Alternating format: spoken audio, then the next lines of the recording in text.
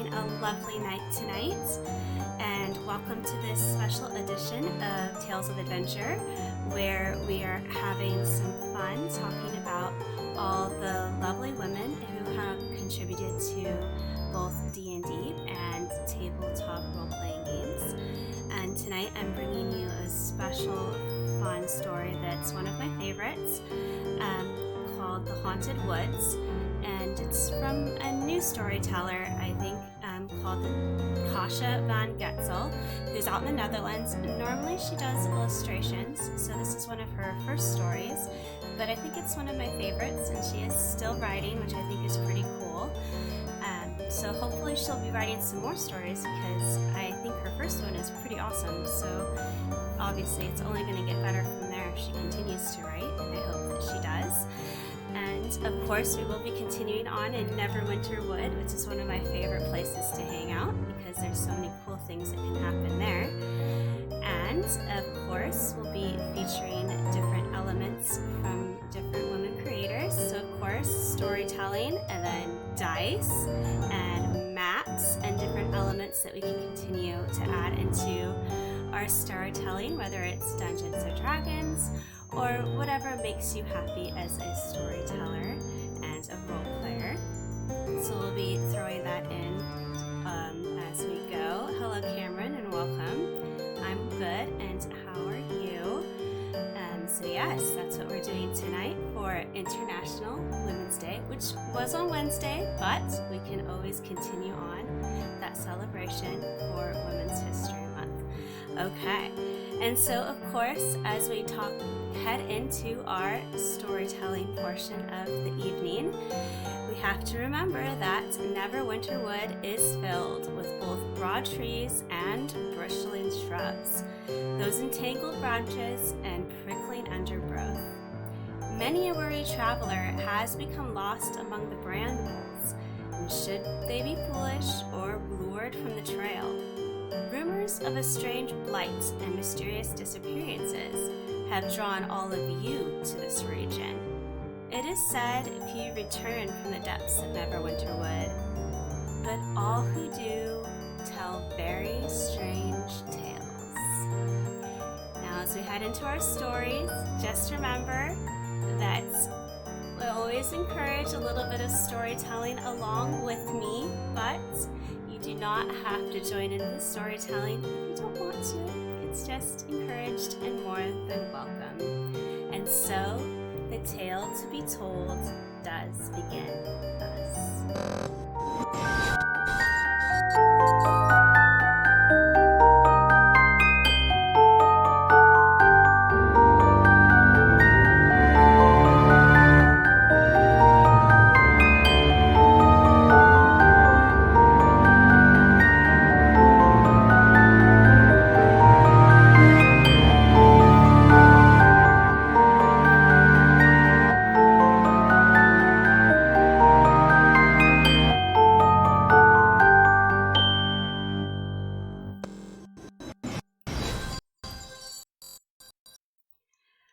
Following a deer path into the heart of Neverwinter, restraining vines and tearing nettles force a single file march through these woods. After some time, a small village appears just off the trail up ahead. Hoping to find a well-traveled trail before dark, you choose to press on. Underbrush continues to tug at cloaks and clothes as you follow this deer path. After some time, a small village appears just off the trail up ahead. Choosing not to stop, you continue to press on and continue again. Then once again, and again. Wait a second. Exhausted, darkness is falling as you finally leave the deer path to walk towards the village, defeated. Thornvale is a small village in the heart of Neverwinter Wood. Built to coexist with the forest, the small town square with its scattered homes are interspersed between ancient trees. There are no shops in Thornvale. Locals work together, trading goods or services. The only building of importance is the local tavern, which serves the rare visitor or lost traveler. As you approach, you might notice some strange shapes hanging up into the trees. Perhaps you choose to check them out. And if you do, you might find something interesting about them. If not, perhaps you simply move on and head deeper towards the village. You let me know what you decide to do, and perhaps we'll discover what you find.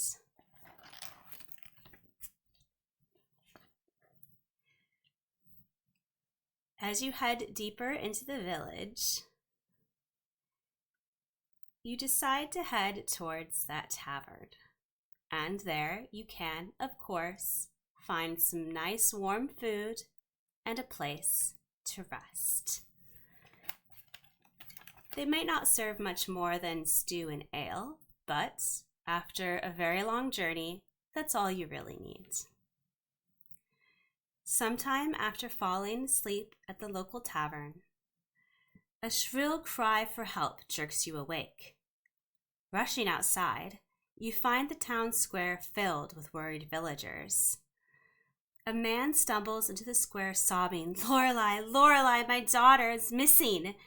Beside himself, he casts anxious glances towards the woods and pleads for help from anyone who will listen. Seeing you near the tavern, he begs, "Please, she's my only child. Can't you help me?"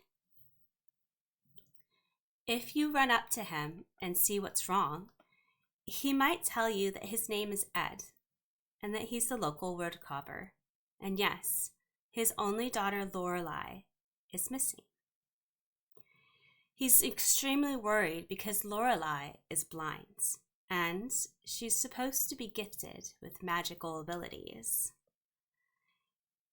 Ed claims that Lorelei was taken by a local witch, and so far, all the local villagers are too superstitious about the woods to help you. But Ed says if you could help find Lorelei and bring her back safely, Ed can provide you a place to stay for free and some food for your journey. After all, in Thornvale, that's how they do things. They trade. If you agree, and that seems like a fair trade, he will gladly lead you back to his house. But perhaps you're feeling a bit superstitious about what's going on yourselves. Does it seem normal and natural to have a witch heading around the woods? After all, this is Neverwinter, and how often do we have a witch of the woods? There's several different people you can talk to. Okay, I need your help. Let's pick one person we can talk to and see if they can provide some information. You can talk to Bernhardt, who owns the tavern. You can talk to the mayor Etz. He does help run the town. There is Ingrid, of course. There's something about her who might draw your attention or eye, but you also kind of don't trust her. And there's Ella. Ella's about your age and looks pretty friendly. Who would you like to talk to? Throw it in the chat, and I'll tell you who you decided to talk to that night.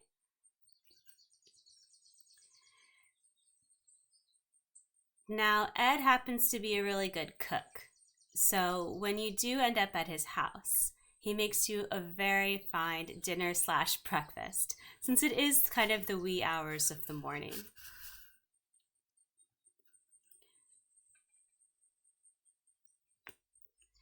And perhaps you even compliment him on his cooking. So again, your options are Ella, Bernhardt, Mayor Etz, or Ingrid. Who are we going to talk to tonight? And I may just roll some dice here to see what happens. I'm feeling a little dice happy these last couple of weeks. Nobody saw me just throw that on the floor. Okay. It's not scary when the GM says that, right? Alrighty. So perhaps against your better judgment, you head over to talk to Ingrid, and she whispers in your ear, "Don't believe everything you hear here in the village of Thornvale. The woods were never quite the same after that Laurel died. She was a green witch, you know, and they protect the forests here." Now in the morning, the woodcarver Ed leads you to a humble cabin near the woods. And there, he's cooked you all a hearty meal while you search for clues into Lorelei's disappearance. You immediately see that while Lorelei's bedroom is well slept in, it doesn't seem to have any of the usual signs of kidnapping. I mean, wouldn't you expect signs of a struggle? But here, there isn't one. You also notice that there doesn't seem to be signs of a break-in. The window's well open, but no one's broken into it. It doesn't seem jammed open or damaged in any way. The woodcarver is kind enough to pack rations for your trip into the Neverwinter Wood, and as you head west into the forest, you find a figure waiting on the path ahead of you. Once again, it's Ingrid, and she has some important information for you. She needs you to know something very important. You see, Laurel wasn't just a casual name she threw out last night. She was speaking of Laurel Svarterfoss, which is an ancient name of the Feywilds, and Laurel was indeed a kind of green witch. Laurel had a sister called Rowan, who was heartbroken after Laurel died and retreated deep into Neverwinter Wood. Since then, a blight has slowly overtaken those woods, and a certain kind of ward that Lorelei makes helps keep that blight at bay. Perhaps, if you haven't investigated the certain hangings around Thornvale just yet, you might realize that they are indeed wards.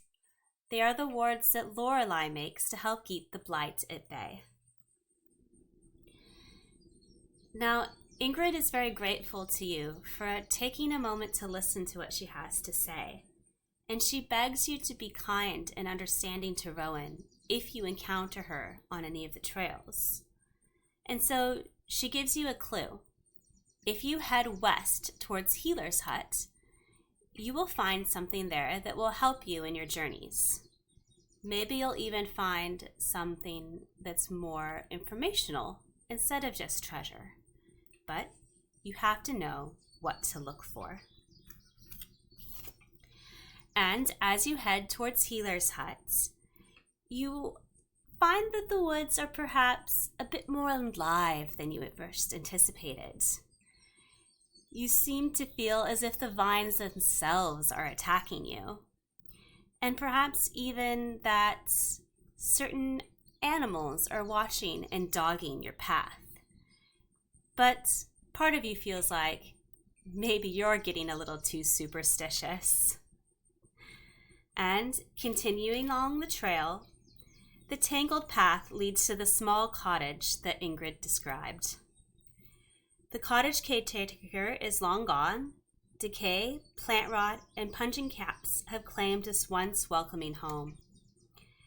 The thatched roof is collapsing, the garden overgrown, and a blighted creeper is slowly consuming the structure. Nothing can live in this place, not anymore. If you happen to have a druid with you today, you might notice that it's a bogsbane creeper that consumes the cottage, and you would certainly know that it's not native to this area, at least not normally.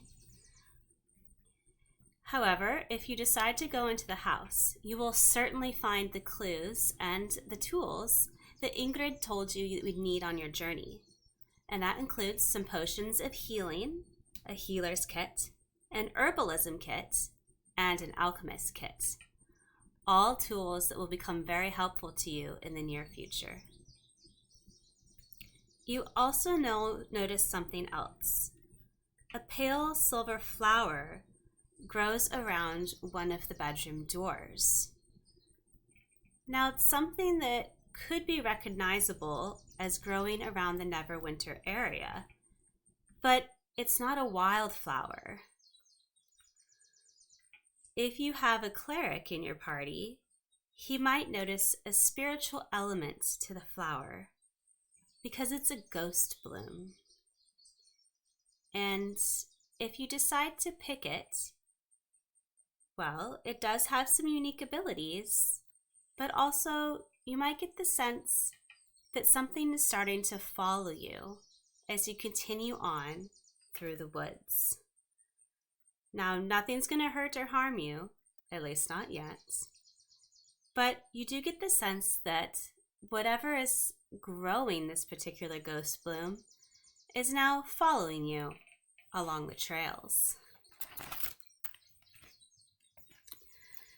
Leaving that blight-infested cottage, you do continue on along a forgotten trail. Eventually, the close-knit trees and brambles open to a woodland meadow.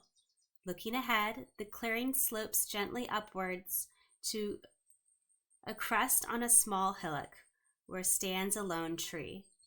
As you approach, you see a simple stone cairn stacked neatly beside the willow. You continue to sense that presence following you out of the trees when suddenly a pale blue orb zips past you to hover gently above the cairn. Hello and welcome. Now, if you're paying close attention, you might notice that that pale blue orb is in fact a will-o'-the-wisp. Normally not gentle spirits, this one doesn't seem to be behaving the way you'd normally expect.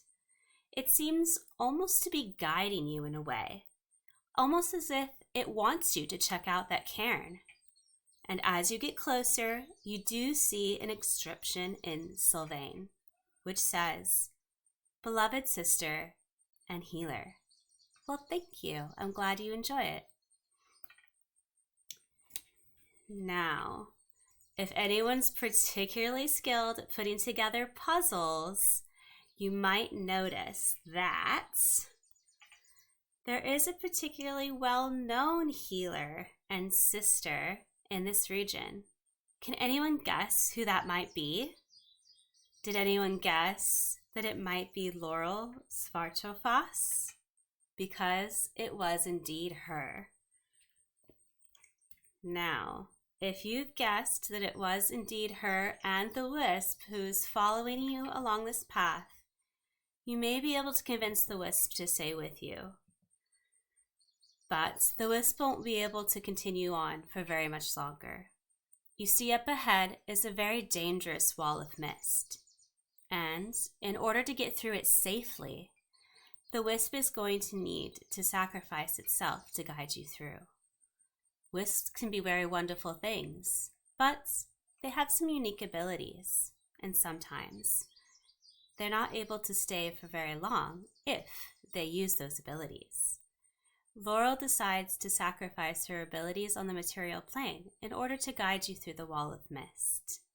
But when she does so, she's able to pass on some very important information. She's able to tell you that a very dangerous dark archfey druid came through from the Feywilds, seeking old, dangerous, and forgotten magics from Netheril. Laurel tried to fight him, but when the fight was concluded, a very dangerous scroll was destroyed, and in the blast, Laurel died, and a certain blight was released into the world. And it's this that everyone has been fighting ever since. With this information, you continue along the path. Now, if anyone remembers a little bit of lore about Trisis in the past, you may know that when you hear a certain haunting melody, that it is he who is trying to lure you off the paths. It is his vines and his blights that are trying to entangle and snare you as you head deeper and deeper into Neverwinter Wood.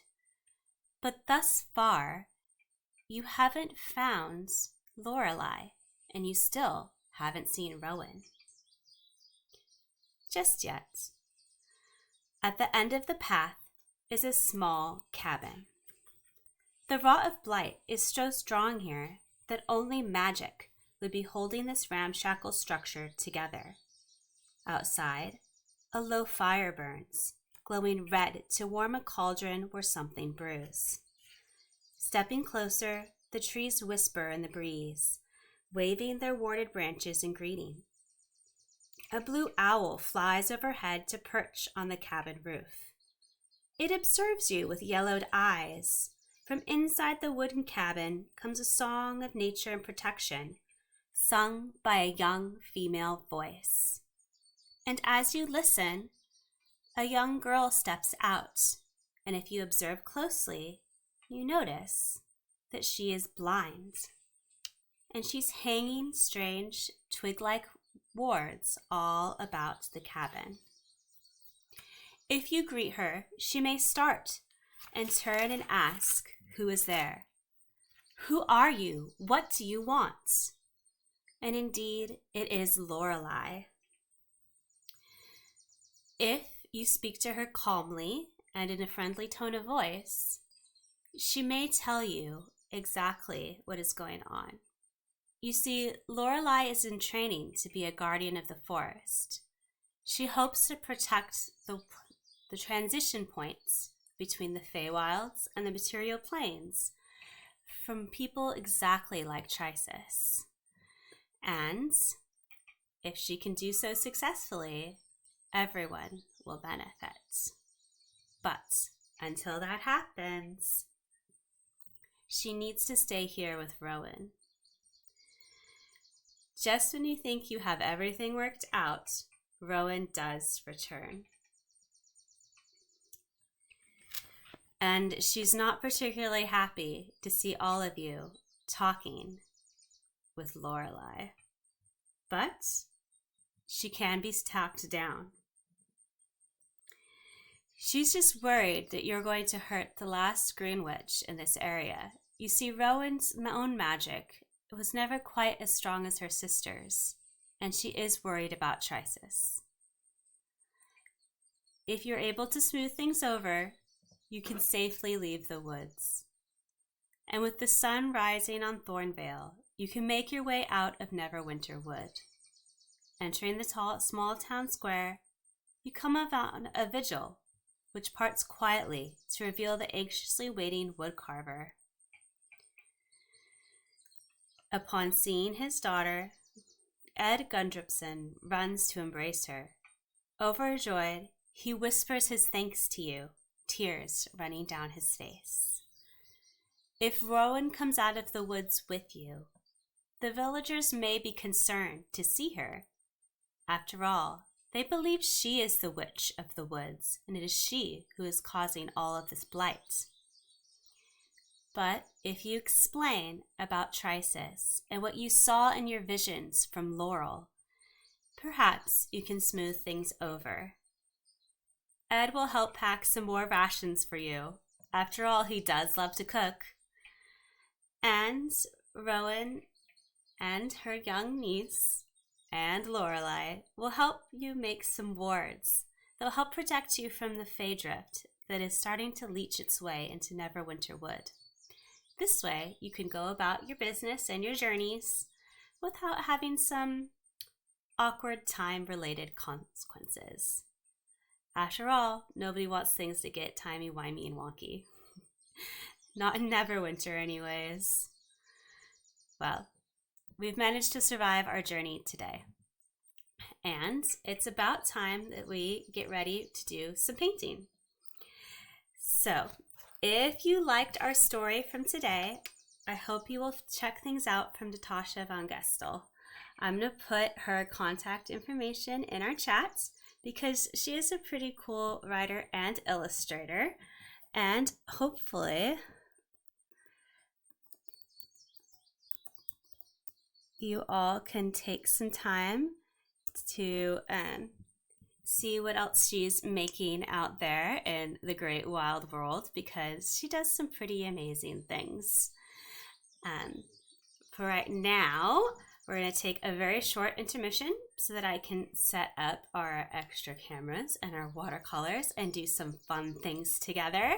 So I will see you all in about 2-ish minutes. So see you then.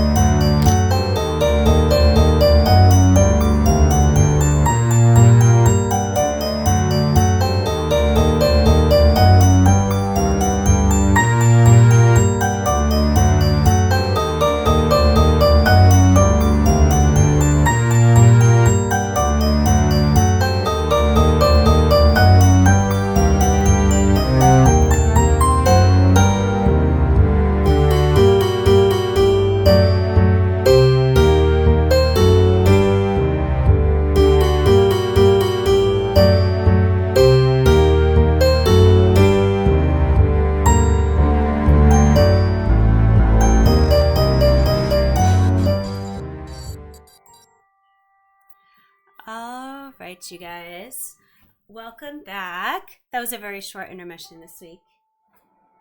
Okay, so I'm doing something a little different, and I'm having the music played on my iPad. So let me know if at any point I feel like I'm shouting over it, but if it's too loud, because I'm not mixing it on my computer like I normally do.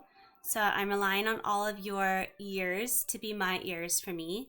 And last week we talked a little bit about why, because it was World Hearing Day. So I'm going to need your help on that. So you just let me know, because to me it sounds way too loud, but I know you might not be able to hear it.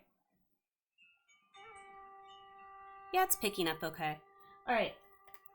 So something you might have noticed just now is that this painting is a little bit different than the one we were watching earlier. I don't know what happened, but it wasn't until we were live streaming that I was like, that's not the same video. These things happen. That was obviously this video from last week. Oops. I'm not really sure. Maybe when I switched things out, it just didn't save.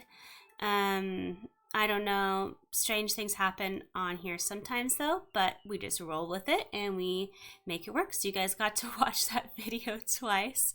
That's okay. But this is the finished one of last week's Neverwinter Woods. We're just spending a lot of time in Neverwinter right now. It must be a thing for me. So I put a little bit of, bring that up. I brought a little bit of blighted tree trunks in there, and we just got a little bit of kind of a fun thank you. Yes, I think this one came out a lot better than the where is the other one? I kind of want to bring it over here, because just to show that sometimes when things go wonky, you can always try again. Here it is. Apologies, I don't normally do that. I don't like leaving the frame, but because it's so weird to get back in position. But progress, is it not? When a technique does not work the first time, you try it again, and then it becomes better. Yes, we improve over time. So, like I like to say, because I grew up watching PBS and Bob Ross, is there's no mistakes in art, just happy little accidents. And sometimes the happy little accident is that we get to learn and improve and try a little bit better next time, right? Because that doesn't look like anything. No offense to myself. It's just too blobby. It's too blobby. No, it's not terrible. You're right, Cameron. Thank you. It's not terrible. It's just very formless, I think. Very formless. This is more structured, which is what I prefer, because even if it's smaller and farther away, you should be able to look at the painting and be like, yes, that's a tree, and these branches belong to that tree. There's more trees back here. Like, there should be easily defined layers. I'm just saying. Like, it's just green. It's my own personal critique on that. That's just green. Just keep swimming, swimming. Sorry. It's that time of day when certain vitamins, cough, have worn off, and you all get to see the full effects of the ADHD. So, sorry. I'm not really sorry. I'm sorry that I'm not sorry. Let's put it that way. So yes, the formless one. That's true. It does kind of look like nighttime. I hadn't thought of that. Good point. Okay, so back to this week. We're over here. Yay.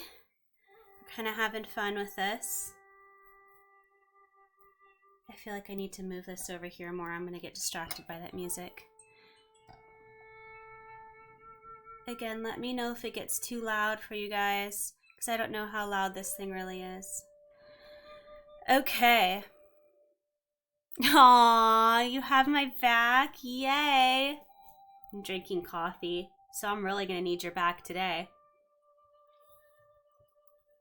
You can ask Tori what that means later. Okay. So we're going to continue on. And then every now and again we'll pause and talk a little bit about different elements that we pulled into that story. Are you laughing at my coffee? It shouldn't be a laughing matter, but it is. Okay, so I was going to talk about how I pulled the salts off of this earlier and apologize for not showing you all that I did that, but then I apparently didn't have the correct video on there, or something weird happened, so now it all kind of doesn't matter. So I did use a salt technique on both of these, and the salt has been removed, so we don't have to worry about that too much, because that last time when we did salt, that was ridiculous. I was picking salt out of my computer for days. So we're not doing that again. And like ever. It's never happening again. And now I don't have to worry about doing that live either, because that took forever. And also, I don't know if any of you know this, salt cuts your fingers. Ouch. So I really, really don't want to have to do that. That's unpleasant. So yes. But tell me, I am curious, did you enjoy our story tonight from our sort of guest storyteller in a way, I guess? Well, they're all kind of guest storytellers. Have I done any of my own? Yes, I have. Maybe you guys can guess which one was all me. You probably can, it's not that hard. Let's see. But yes, question was, amongst my addled, tired brain here, did you enjoy the story we told tonight? And what was your favorite part? If you had one. I know, that's sometimes saying that is like asking someone like, what's your favorite book? Or what's your favorite movie? Oh, by the way, do you have a favorite child? And you're just like, ah. I always hate it when someone asks me what my favorite class period to teach is I'm just like, no. You can't ask me that. They're all my favorites. How dare you make me pick just one? Some of you will know what I'm talking about. They're all my babies. I'm gonna end up being that parent. I feel bad for my children's future teachers. Although, given the state of things, I'll probably end up being my children's future teacher, but that's fine. Okay, so looking at the pattern of things here, I feel like that's gonna end up being a bush. We're just gonna start edging in just a little bit of some tree trunks and things. See if we can get some stuff going on here.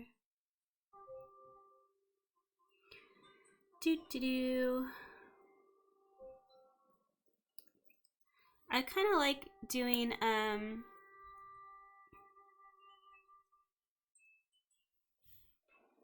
this kind of like salt pattern tree kind of stuff, because you can totally just sort of like mess around, and the trees can be kind of like whatever, and it's not a big deal.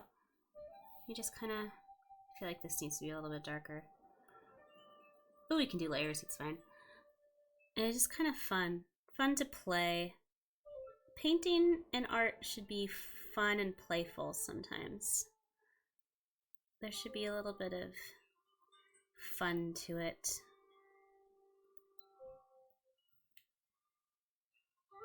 People tell me it is obvious a lot of the times that I'm the Bob Ross generation.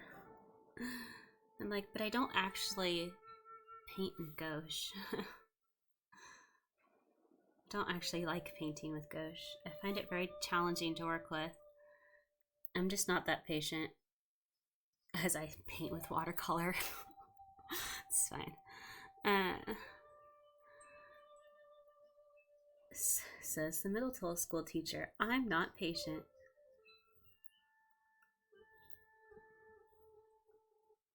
Okay, this needs to be darker.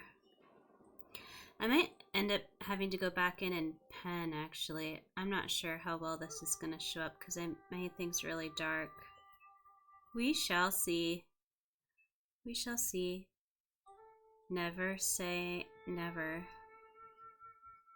Where did I get that from? Never say never. I feel like that's from a movie from the 90s. There were so many random animated movies from the 90s. Oh no, it's gonna be one of those nights, isn't it? Remember that night where I was just like, here's 10,000 historical facts. You're welcome. That was kind of fun, actually. Maybe I should do more streams without taking certain cough vitamins.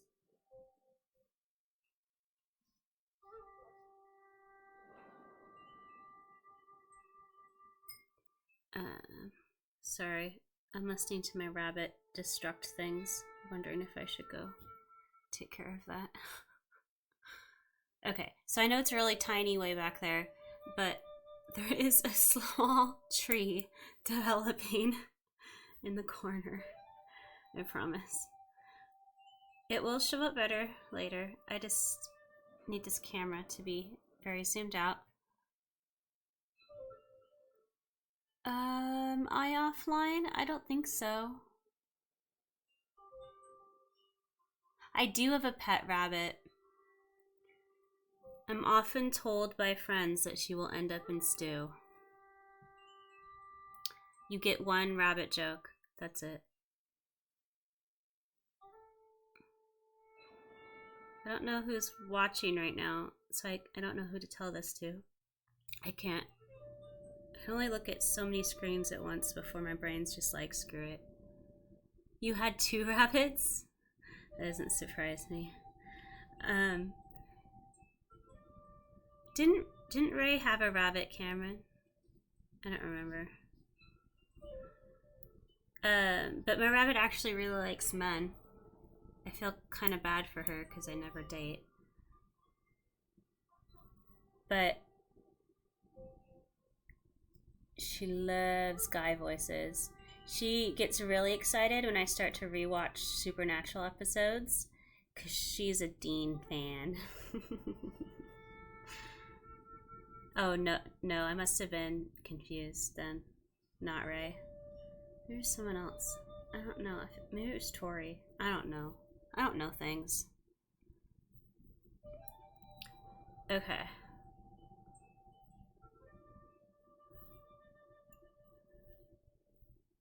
Anyways.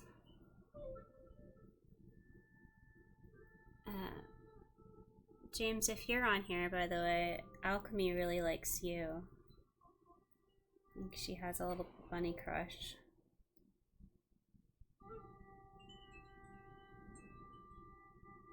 She also really liked my friend Billy. She had a thing about Billy. Although Billy was more into whether or not he could eat alchemy. The answer was no. Of course. You cannot eat my rabbit. Forbidden. Okay, so we are gonna work a little bit on this house now. So all I'm gonna really do is kind of start with some outlines here, because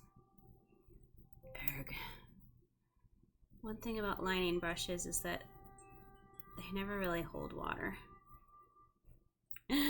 I made a joke. Okay, sorry. If you get it, you get it. If not, it's fine. It's a dumb joke. Alright. Guess it's a lining brush. But sorry. Oh, wow, I'm tired. Okay.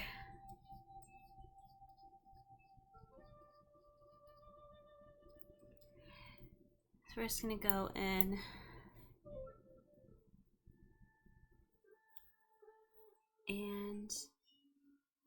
And again, let me know if that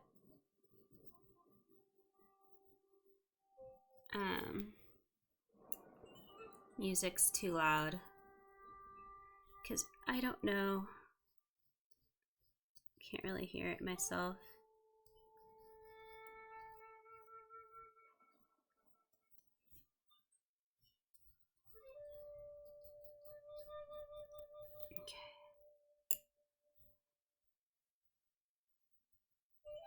Cameron, you currently have a puppy, don't you?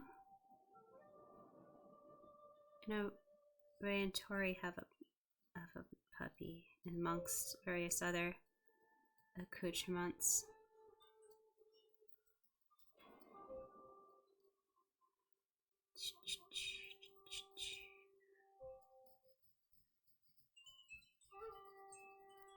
No, you want a puppy. Oh, that's right. I can't keep track of everyone's pets. I barely keep track of my own evil pet. And yes, alchemy is demonic. It's well established.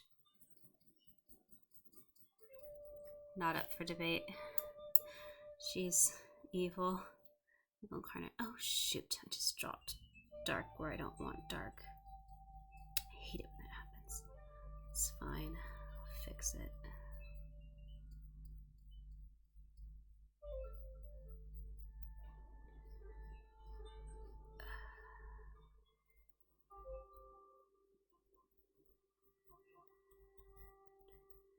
Okay, here we go. Now I need to...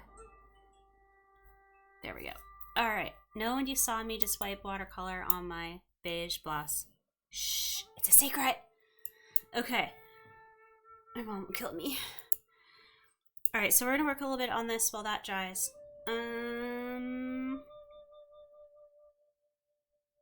You guys help me decide. What color do we want branches for this one? Because this is kind of like weird, wonky, Feywild stuff. This camera keeps moving. It's driving me nuts. There we go. I moved it once for Genghis Khan, and it's like never been the same. I can't handle it. Okay. I had 2 rabbits, 3 snakes, and a crested gecko. I want one of those. And full of fishies. Oh, and a cat. Wow. You had like the whole zoo, Cameron. Okay. I always had betas growing up, beta fish. But that's pretty much it. We had a few goldfish for a while. We're on the pet thing for it, I guess. But other than that, I didn't really have pets. I don't know. We just weren't that family. Okay, I'm about to decide for you guys. What color do we want the branches? No joke, it was a zoo. I believe you. Maybe I should start putting polls in the chats. So you all have to vote. All one of you. Just Cameron. Is it just me and you in there? I can't tell.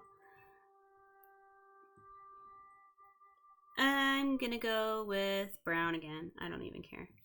I need to switch brushes. This is driving me freaking nuts. Okay, let's go with this one.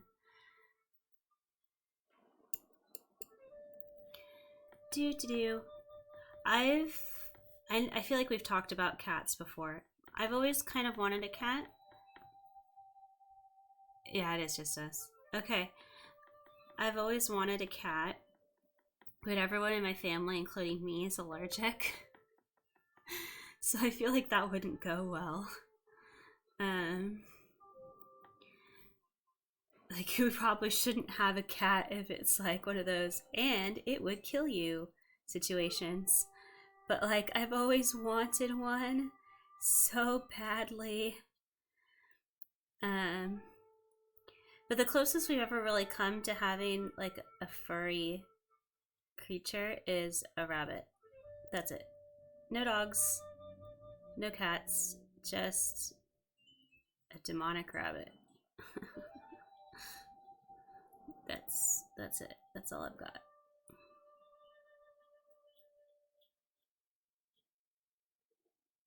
There we go.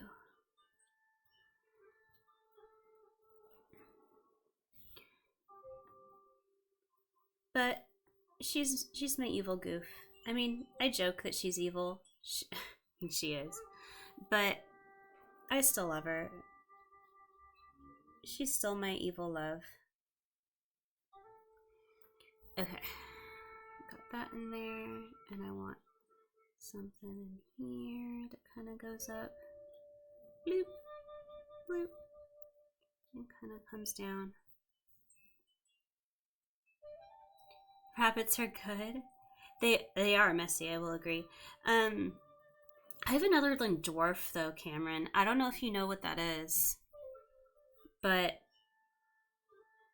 they're one of the smaller breeds. So she's about 3 pounds right now. She's actually overweight for her gender, her sex. Sorry.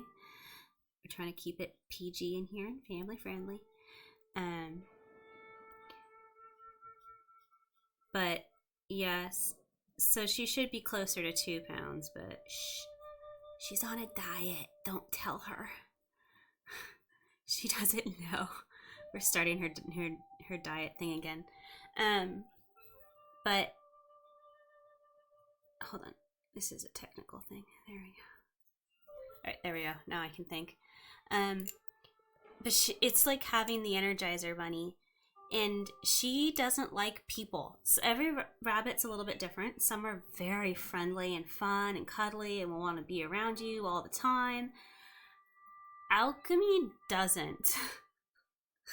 I wasn't kidding when I said she only likes men. That's like seriously the truth.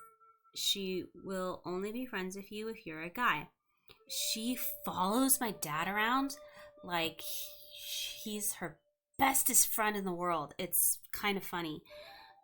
My dad is like that guy that's like, I don't want pets. And so he like does not care at all that she's there.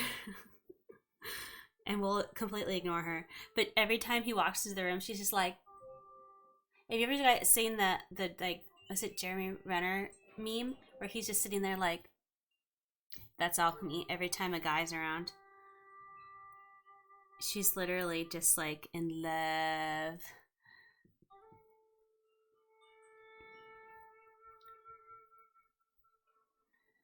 Yeah, that's alchemy. Yeah. I mean, we let her semi free roam with supervision, but literally, like, if you come over, like, she'll come over and sniff you and kind of like push you around and stuff. But if you go to pet her, she'll be like, no touchy, Emperor's New Groove style. Like, how dare you interact with me? What's wrong with you, human? That was so rude. It's kind of funny. Like, it's always on her terms. But some rabbits are very, very cuddly.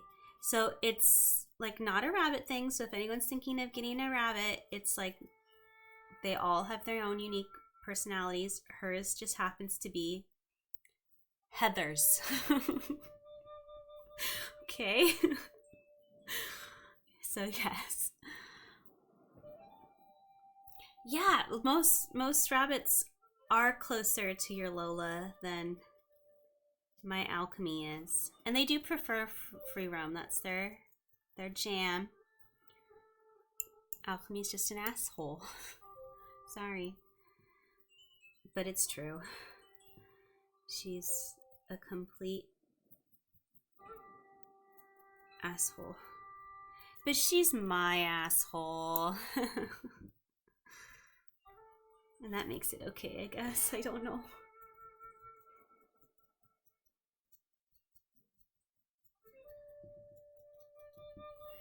Like, I love her. She's getting to that age, too, where... I know, right? Like, I want another one. They're like dice. You get one bunny, and then you get another bunny, and then you get all the bunnies. It's like that Despicable meme. She's like, you get one, and you get 10, and you get 10,000, and you have more and more and more. Like, that's how it started with me and dice. I had one set of dice, and then I had 2 sets of dice, and then I had 10 sets of dice. No, I'm just kidding. I only have 5 right now. Shh. My mom thinks it's 2. But no, really, I have like 10 sets of dice. It's kind of gotten out of hand. Not gonna lie. And then I ordered 2 more sets of dice. Yes, you can get a boy and a girl in your set.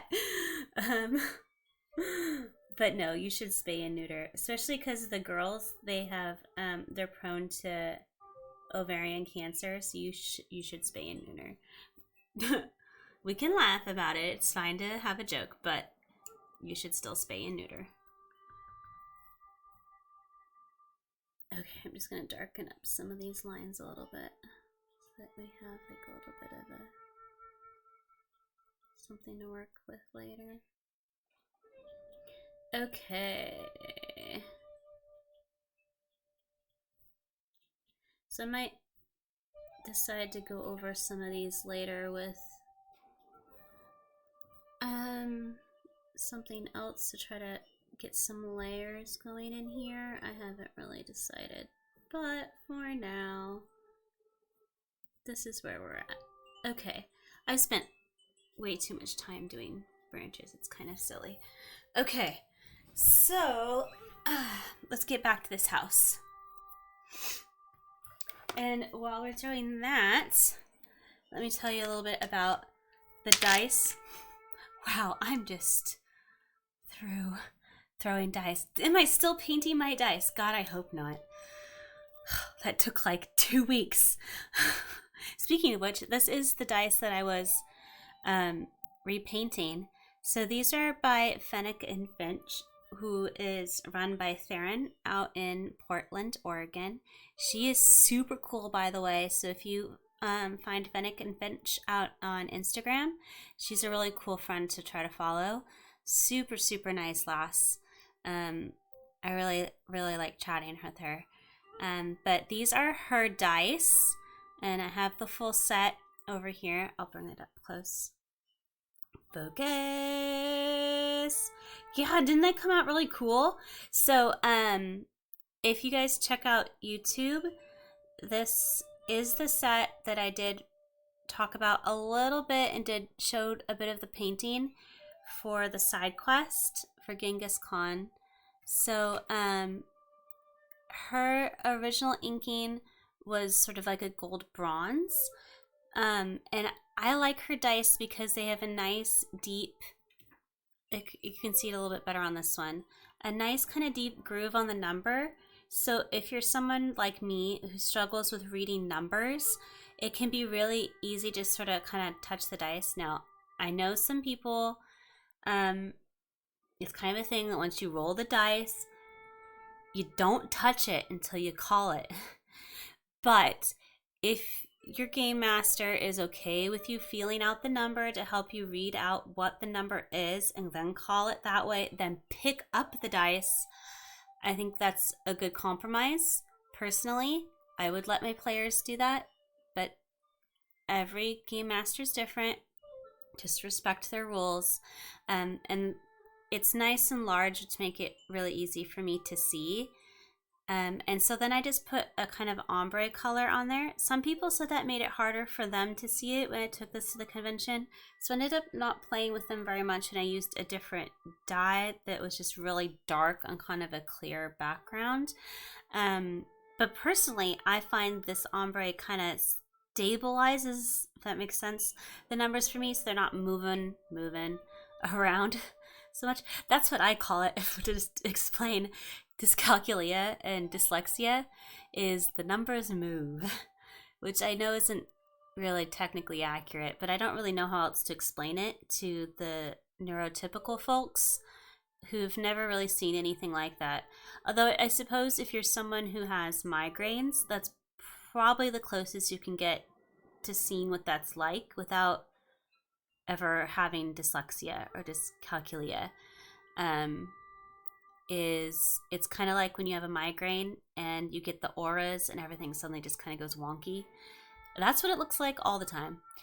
And it's not fun. So when you have that and you get migraines, my world looks really weird. So yeah, and no, glasses doesn't fix it. It just makes things both in focus and bizarre. So it's literally Alice in Wonderland all the time. I don't need to do drugs. That was a poor choice of words, but it's true. I don't actually need to do drugs for the words to look weird. So yeah, if you guys like FennekandFinch, I'm going to throw their website out in here because they're super cool dice makers, and Theron is super awesome. So I hope you guys will check that out, and I'll pin that message in there so you guys can check that. So yes, and I know we don't have very long left, but it's there. Okay, so we're gonna keep going, and I'm gonna do a little bit of wash on this. Actually, I think coffee. And you guys can ask me things too, because I am a girl and I do play role-playing games. What do you know? In Women's History Month. Oh, and I did want to, while I'm thinking about it, because Cameron's here and his very presence is reminding me things. Yes, coffee! Not to drink more coffee, but it did just happen to come up. As I'm tossing dark paint around in a white blouse. I did that last week too. I learned nothing. Shocker. What did I thank you for keeping me focused. I need a Cameron. Phineas Q has camera Mandy, and I have you. You're much cooler though. Shh, don't tell Mandy. So if James is in here and heard me say that, shh, shh. No one tells Mandy I said that. Wow, I'm tired. This is the point where I'm like, well, maybe I should shut up now because it's getting weird. Okay, so last week Cameron asked me, and I did tell him in private on our own sums. This brush is being a boot. There we go. How did I get started in D&D? And the answer is that a very lovely female GM actually introduced me once upon a summers ago. So about July, it was about July 2021. So I'm going to tell this story to everybody now because we've got the time and it's International Women's Day, sort of.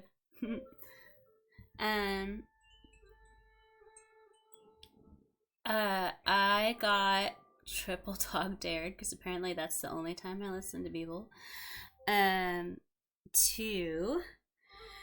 try some new things, step out of my comfort zone, maybe make some friends.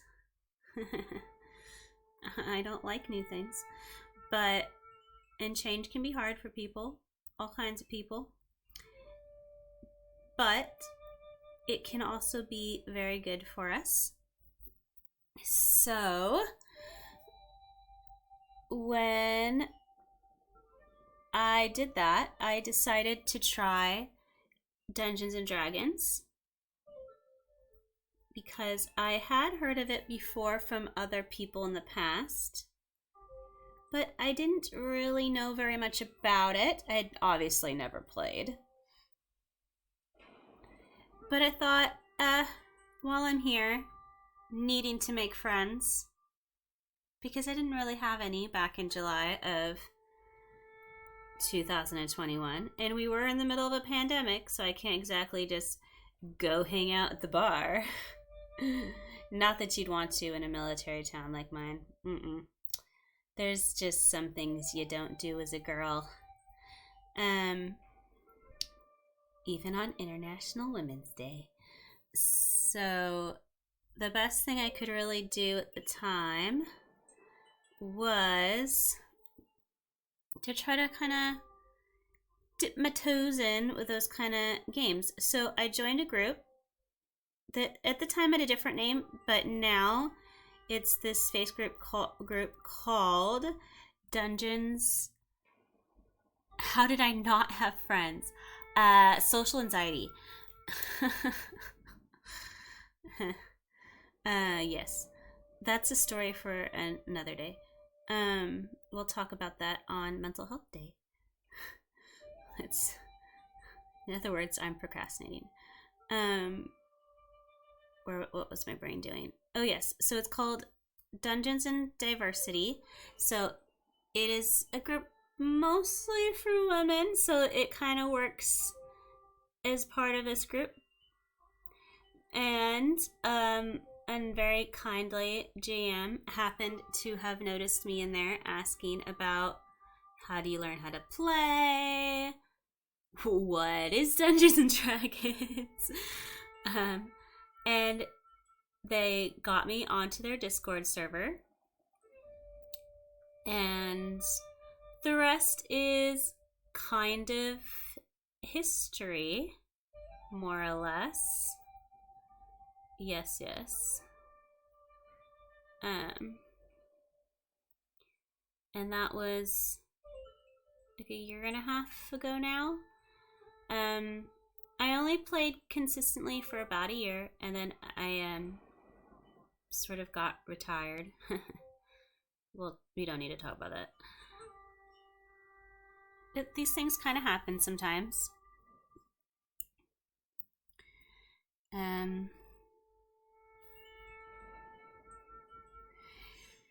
So yes, but that's how it started. I learned everything from that lovely lass. And I made tons of friends on that server, most of whom happened to be other female players. And that is how I met Cameron and Tori and Ray. And that's where I first learned to GM, and also learned that maybe I'm not quite ready to GM just yet, which is also fine. But that's where I also got connected with the current GM I've been working with, which is Corey.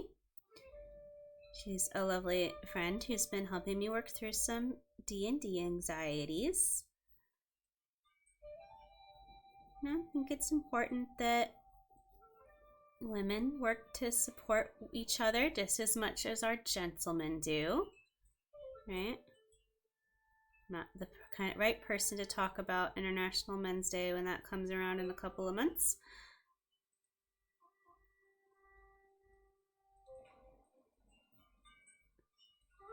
But I do think it's important to talk about these things and who's introduced you to D&D. And in my case, it happens to be some lovely ladies who taught me how to play and taught me how to tell stories.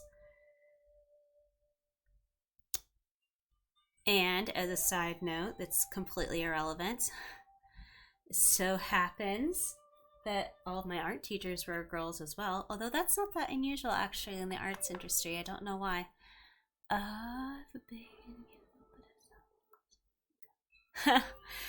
Yes, I found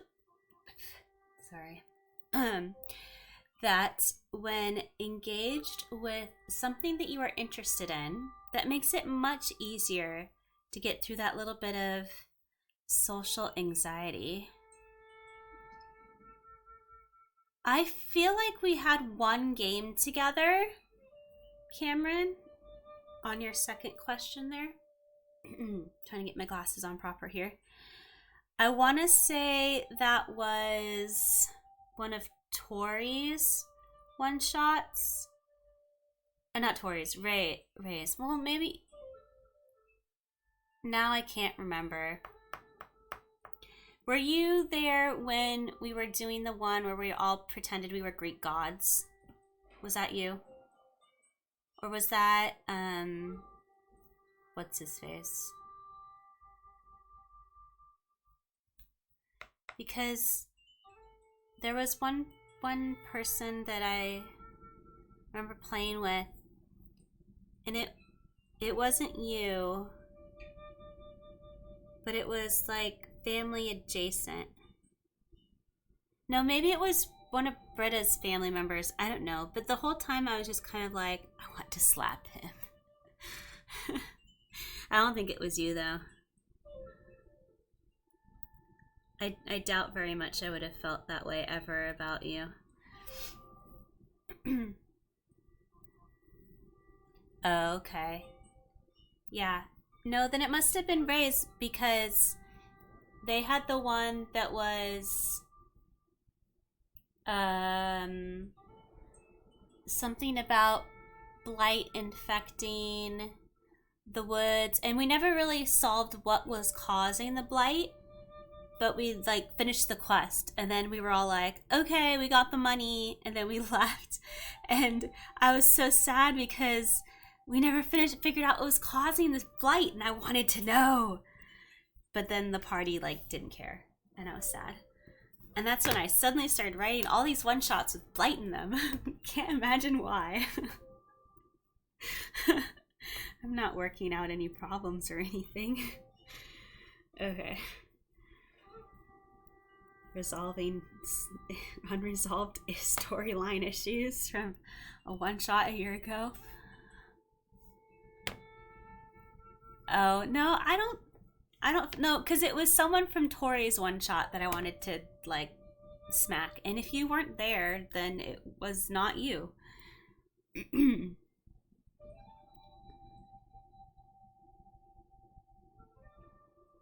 So we're good.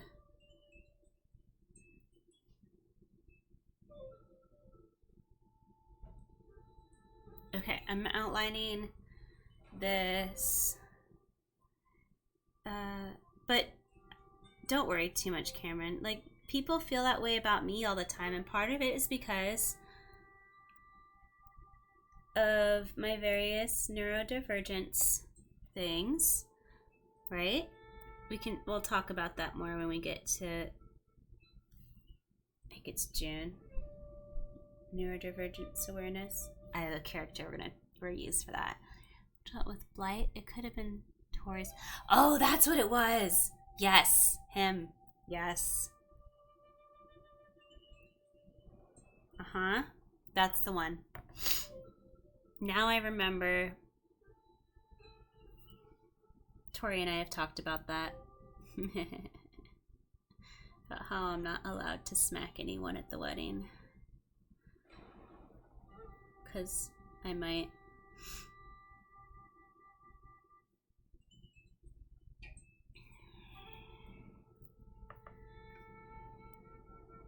I'm supposed to go get Tori, and Tori smacks them. I don't know how that makes it better, but whatever. Okay.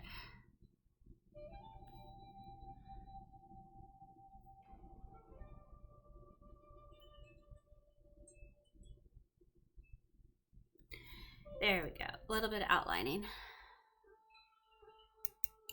And now we can see this trace. Okay, so I'm gonna start washing this out a little bit, just lightly, so we can get some shading and things in there.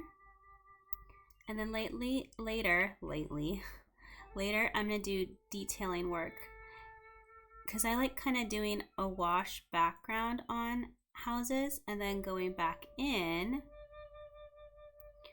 with like pencil or pen work, making that a little bit.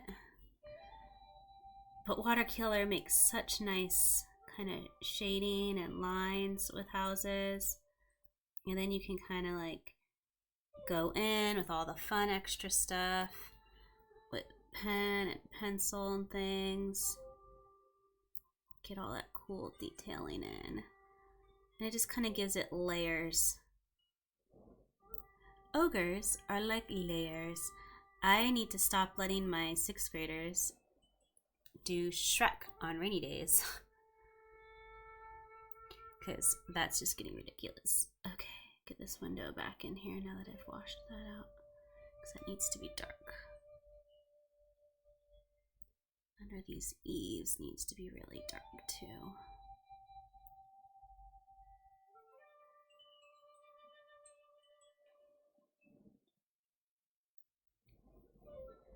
Do.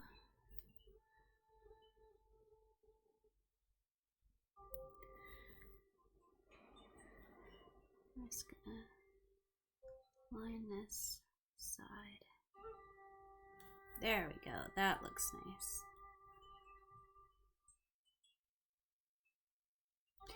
Okay.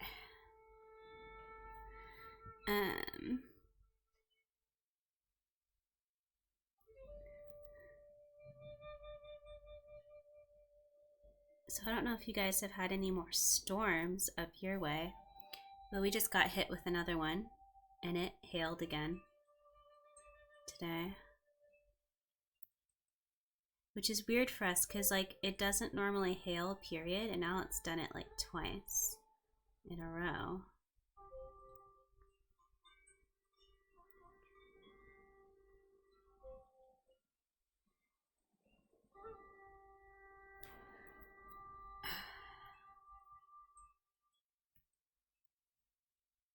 Oh no, how's he doing? If you need to go, we'll be okay. Just, you take care of him. I'm almost done anyways.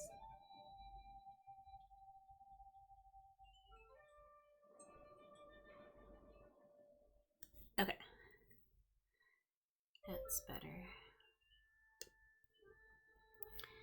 And then I think I'm gonna go in with just a little bit of the usual kind of, I want that darker. There it is. Shrubbery. One of my art teachers was, he's good, he's okay. It's snowing? Ugh. I know you hate the snow, but I am jealous. Okay, I'm glad he's okay.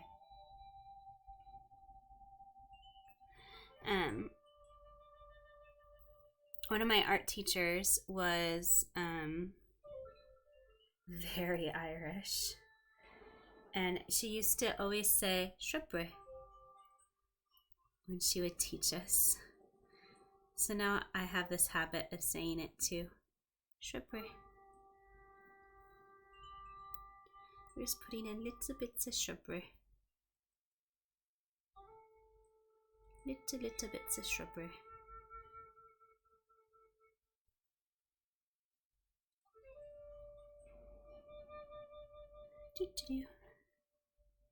Little bits of shrubbery.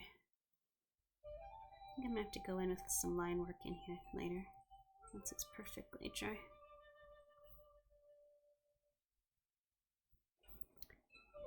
Yes. But I am gonna do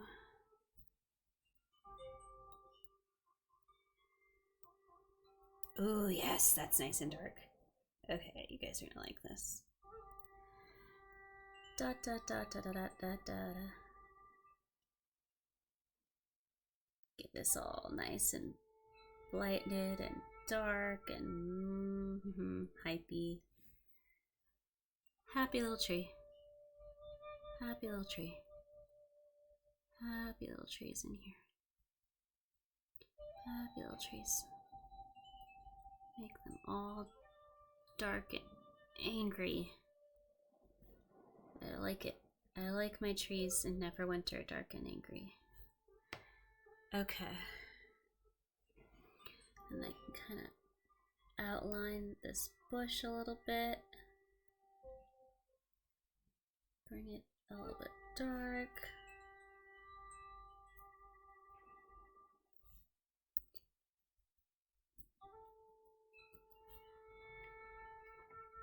Okay, and I feel like we need some bits of shrubbery in here just to kind of show. Speaking of shrubbery, I always like to homebrew a little bit of personal elements into a story, but sometimes I'll pull things from different people or places. It's not always mine per se. So this week when I pulled things in, because I wanted to try to highlight as many different storytellers as I could, I pulled in elements from, oh yes please, I pulled in elements from the map makers Czepeku. I don't know if any of you guys know them. They're pretty awesome. They are a husband-wife team, but I think they do a whole lot of awesome stuff to contribute to role-playing games. They often work with DM Dave, if you know who that is.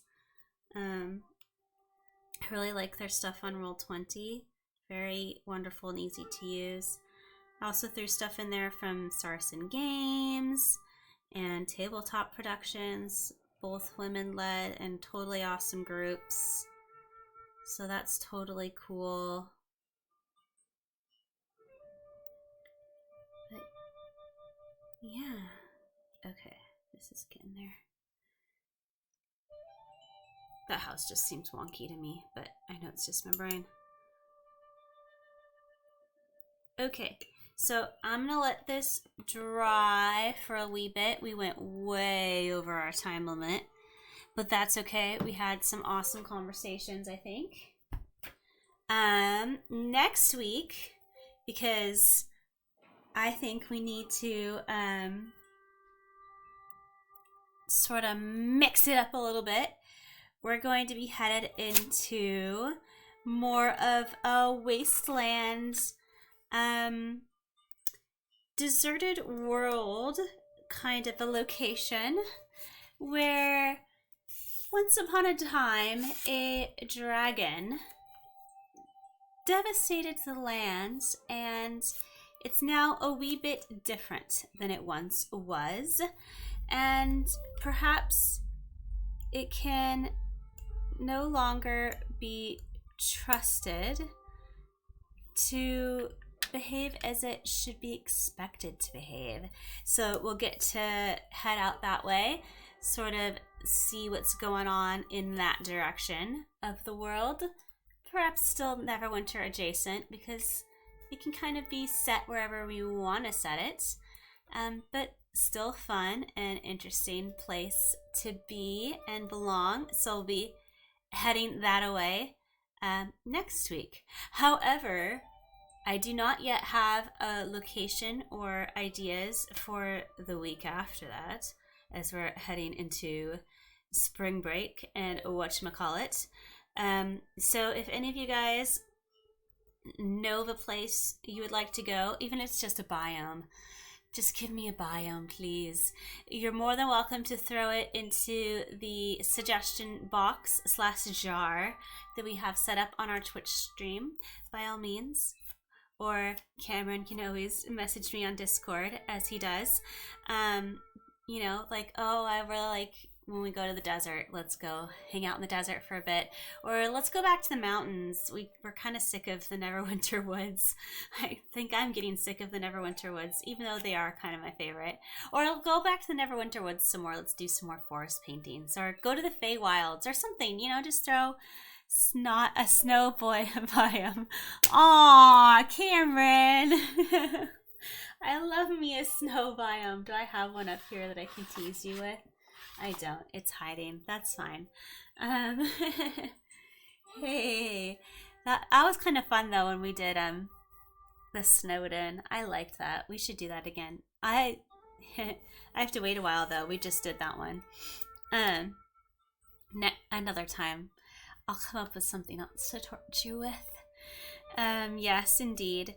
Oh, and perhaps next week, no spoilers because we are Doctor Who fans over here, we may have a surprise announcement to pass along to you all, but we shall see. We shall see.